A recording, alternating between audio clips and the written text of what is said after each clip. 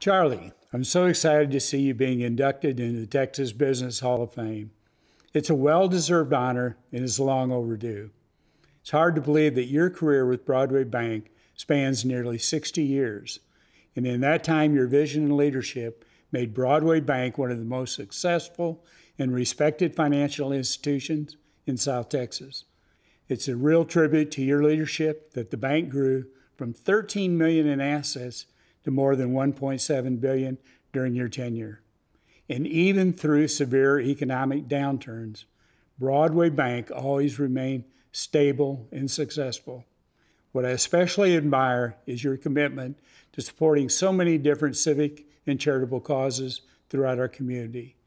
You are a shining example of the motto that you're never really a success until you share that success with others.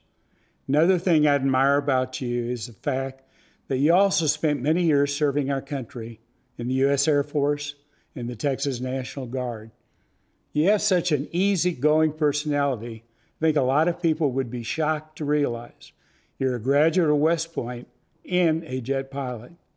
You have had an amazing career and have achieved tremendous success in every aspect of your life, including raising a wonderful, accomplished family and giving so much to San Antonio's business and civic community, the state of Texas, and our nation. I'm proud to be your friend. It's my distinct honor to welcome you in the Texas Business Hall of Fame. Congratulations, Charlie.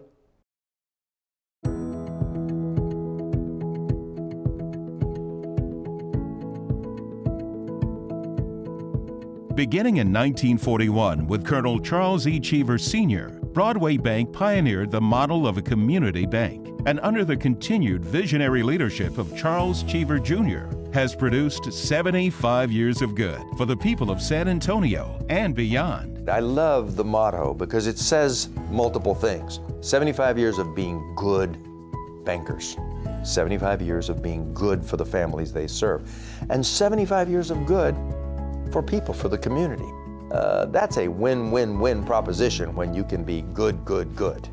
Community banks are the economic generator for prosperity in the United States because community banks is who funds small business, and that leads to business expansion and, most important, job growth. We weren't really striving to be the most profitable bank or anything like that. We just wanted to take care of the customer and our employees and let the chips fall where they may.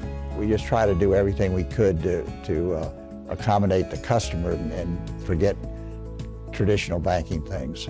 Charlie Cheever Jr. was headed for a career in law when he found himself becoming a banker through a back door. But then his parents, Colonel Charles Cheever Sr. and wife Elizabeth, hadn't started with much more knowledge themselves. It's a really interesting story. He really learned banking by going down to the public library and checking out books on it. He had no training whatsoever in banking or in finance or accounting or any of those kind of things that bankers are known for. I'm sure that there have been many influences on Charlie over his life, and I have to believe that one of the primary ones was his father, who was just a rock-solid, resolute example of an American militarily oriented leader. And I'm sure that West Point was an important influence on Charlie as well. I got a surprise appointment to West Point. I was only 16. I was really thinking Army in those days. I decided being a ground soldier wasn't near as romantic as being a pilot, so I decided to go Air Force. You know, there's certain turning points in your life, and one of them was that I decided to take a night school course at St. Mary's University. I truly believe that if I had not gone to that night school course, I would have been a 30-year Air Force person, and I would have never had the idea of going to law school. I got out of law school. I came back to San Antonio discouraged about law and what they were paying in those days. And my dad said, well, if you're going to starve, we can starve you at the bank. 4 years later, I got made president, and there was a chuckle in the newspaper that day, and it said, some people get to the top with a bang, others do it with a pop. And everybody read that, you know, I got it there because of a pop. because of my father was chairman of the board. Charlie has always been that kind of human that you liked and respected, that he was a doer and made a difference. He made a difference in community banks, not just for Broadway Bank, but for the entire community banking industry. I did my best as a banker to be innovative and do new things early on with ATMs, early on with a full service brokerage department in our bank. I was kind of a rebel and did some things that nobody liked. Extended hours, motor bank hours. There was no branch banking in Texas at the time. We had a office that made loans only. We could not take deposits out on Nacogdoches Road. The big event was we decided to move the bank all the way out from Alamo Heights all the way out to Loop 410, which was not Loop 410 then. It was 2 lanes each way, country road really. And but I saw the future was on 410, and so we moved our bank out there, and the regulators were very surprised and were very concerned at first, and then jokingly told me that my competitors were all objecting to it, so it must have been a good idea. He's walked a very mature balance between doing enough to grow the bank, but not doing the go-go things that got banks in trouble. I admire the toughness, the balance, the foresight that it takes to find that balance and not be shaken from it. Charlie's one of those kind of people that doesn't give up.